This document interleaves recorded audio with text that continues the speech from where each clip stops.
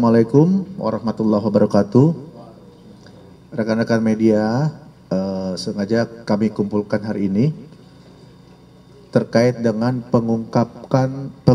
pengungkapan kesekian kalinya dari Densus 88 anti teror Barreskrim Polri, ya, di mana kita ketahui bersama kemarin melaksanakan penangkapan kembali ada beberapa teroris yang nanti akan disampaikan oleh Kabakrenmin Kombes Pol Aswin Azhar Siregar, ya, Kabakrenmin dari Densus 88 anti teror.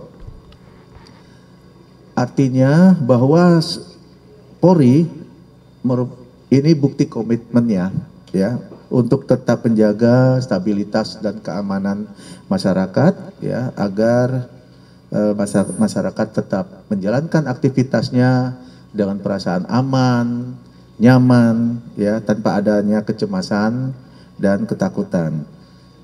Baik rekan-rekan, untuk mempersingkat waktu, mari kita sama-sama dengar penyampaian dari Kombes Pol Aswin terkait pengungkapan kemarin tanggal 6 Agustus 2024 beberapa pelaku, ya, yang ada di Jakarta ini. Kami persilakan. Rekan-rekan media yang saya hormati, kami akan menjelaskan tentang penangkapan dua tersangka pelaku tindak pidana terorisme yang dilakukan penegakan hukum oleh Densus 88 pada tanggal 6 Agustus 2024. Sebagaimana tadi disampaikan oleh Kabak Penum bahwa penegakan hukum terhadap para tersangka tersebut merupakan salah satu upaya pencegahan terjadinya, ya, tindak pidana terorisme, terutama dalam bentuk serangan atau teror. Adapun dua orang yang ditangkap tersebut berinisial RJ dan berinisial AM, ditangkap di wilayah Jakarta Barat, Jakarta. Yang bersangkutan atau kedua orang tersebut merupakan pendukung dari Daulah Islamiyah atau ISIS yang kita kenal, dengan cara mengunggah narasi-narasi dukungan dan propaganda terhadap ISIS di sosial media yang mereka ikuti atau mereka miliki. Kemudian diketahui pula yang bersangkutan mengibarkan bendera ISIS, ya, sembari memegang senjata disertai dengan statement atau ajakan untuk mendukung keberadaan Daulah Islamiyah atau ISIS, Islamic State. Kemudian dalam pendalaman berdasarkan penyidikan yang dilakukan, kita ketahui bahwa dua orang ini telah merakit pula bahan peledak, ya, yang sudah diamankan oleh penyidik Densus 88. Namun hal ini patut menjadi perhatian kita kembali bahwa kedua orang ini tidak dalam jaringan teror yang aktif. Jadi mereka terradikalisasi, terpapar, dan kemudian memiliki niat untuk melakukan serangan tersebut termotivasi dari kegiatan di sosial media. Barang bukti yang berhasil kita amankan dari yang bersangkutan, satu unit senjata airsoft gun, kemudian bendera ISIS, beberapa jaket atau pakaian-pakaian seragam ISIS, beberapa buah pisau lipat, kemudian ada bahan peledak, ya, ada bahan kimianya masih, ya, bahan kimianya, bahan peledak, kemudian satu unit gadget atau HP dan beberapa senjata tajam lainnya. Nah, di sini kami ingin menekankan dan ingin menyambung, ya, kemarin yang kasus penangkapan satu tersangka HOK di Batu, Malang, ya yang sama terradikalisasi dari keikutsertaannya di sosial media atau di grup-grup sosial media, baik yang di dalam negeri ya ataupun kita ketahui grup itu dikelola dari luar negeri. Ya. Ini dua orang ini juga sama nih.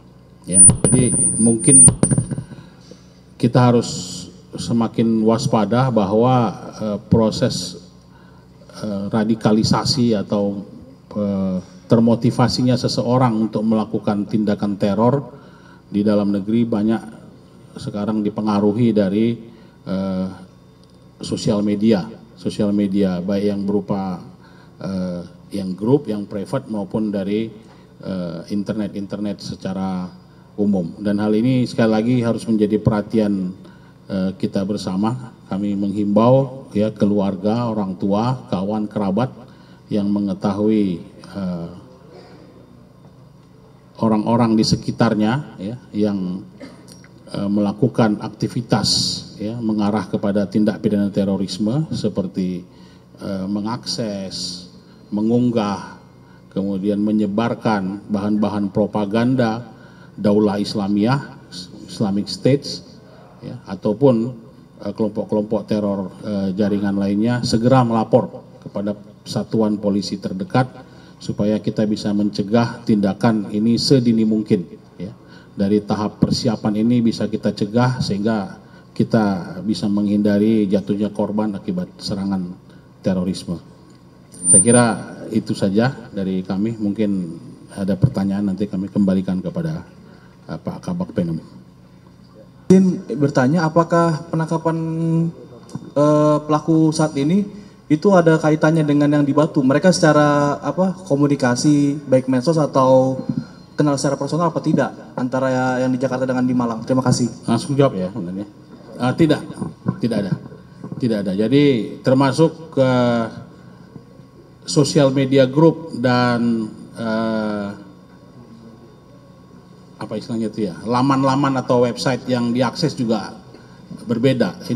Ini menunjukkan bahwa banyak sekali grup-grup seperti ini yang mencoba merekrut ya tanpa ketemu fisik gitu ya. Jadi hanya melalui grup-grup sosial media ataupun propaganda di website-website dan internet yang mereka miliki. Jadi nggak ada kaitannya dengan yang di Malang kemarin.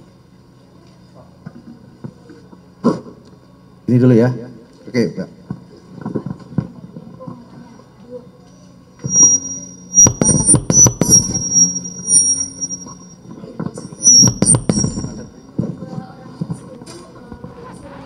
Dua orang ini sudah tidak tergolong remaja lagi ya.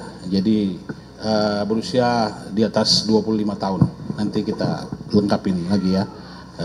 Karena kita tidak mau membuka dulu profilnya nanti.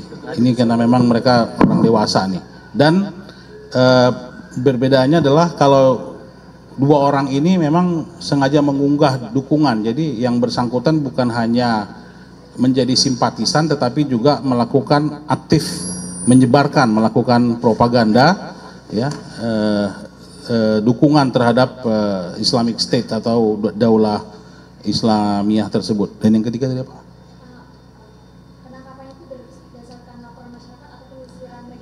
Nah, jadi secara teknis Densus 88 penyelidik atau unit intelijen yang bekerja di Densus 88 dan unit penyidik itu terus melakukan monitoring baik yang secara fisik jaringan-jaringan yang sudah kita kenal dan juga konten-konten di internet. Dan kita bekerja sama dengan Humas Polri, bekerja sama dengan Menkom Info, sudah banyak grup-grup sosial media ataupun website-website yang kita laporkan ya, yang sudah di take down atau dilakukan tindakan oleh baik dari Humas Polri maupun dari Menkom Info. Jadi kita melakukan seperti screening atau monitoring gitu ya dari grup-grup yang memang memiliki aktivitas terkait dengan propaganda teror ataupun propaganda ISIS khususnya.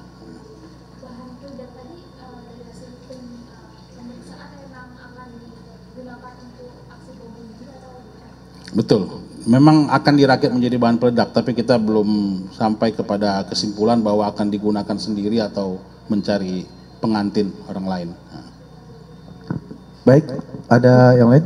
Ya, silakan.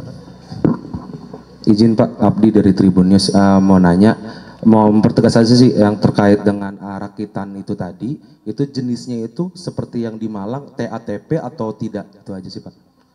Beda. Kalau yang ini bahannya berbeda. Ya, kemungkinan besar tutorial ataupun sumber pembelajarannya berbeda. Ya,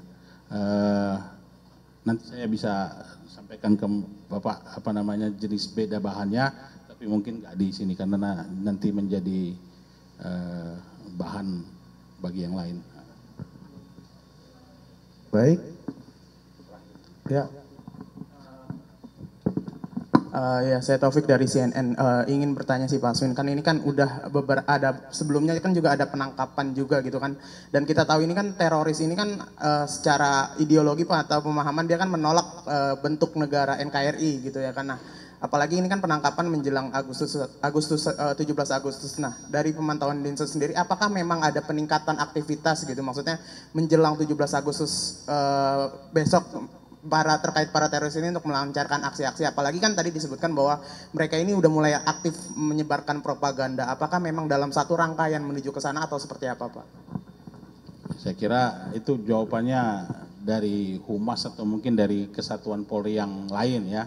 Tapi khusus masalah terkait dengan propaganda teror ini, sebelumnya memang kita juga ada beberapa kali menangkap yang terkait dengan jaringan. Jadi jaringan kelompok teror kemudian menggunakan sosial media dan internet sebagai sarana merekrut propaganda. Tapi yang kali ini, yang dua yang terakhir ini memang mereka ini seperti individual atau self radicalized gitu ya, terradikalisasi sendiri dan kemudian muncul girohnya dan kemudian muncul niat untuk melakukan tindakan atau aksi serangan terorisme ya. Kita belum tahu seperti apa aksi yang akan mereka rencanakan.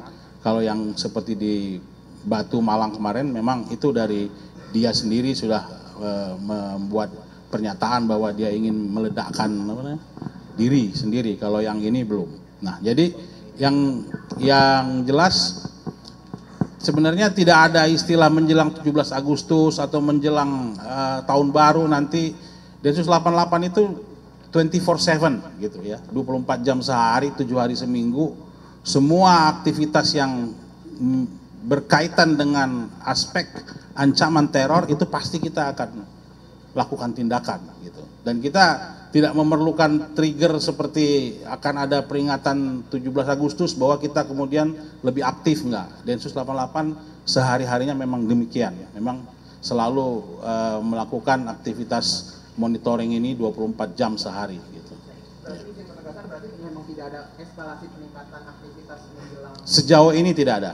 Ya, sejauh ini tidak ada eskalasi peningkatan ancaman sampai dengan menjelang peringatan 17 Agustus. Dan dua penangkapan ini tidak terkait dengan event-event atau peristiwa nasional yang terjadi. Murni karena mereka memang di titik di mana kita harus melakukan penangkapan, pencegahan sebelum serangan itu terjadi gitu. Baik, rekan-rekan, sudah jelas? Sudah ya? Tadi sama ya?